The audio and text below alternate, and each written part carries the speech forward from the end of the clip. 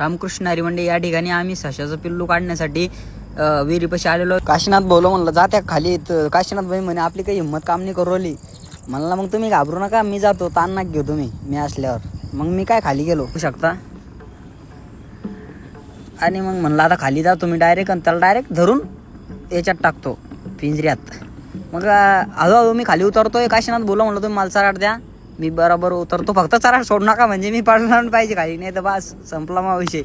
मग काय हळूसकून खाली उतरलो मी, पण धराला काही नव्हतं. मग काशीनाथ बोललो म्हणलं तुम्ही एक काम करा, मला धराला काहीतरी द्या. मग त्यांनी नदी दिली, लंबी नदी दिली.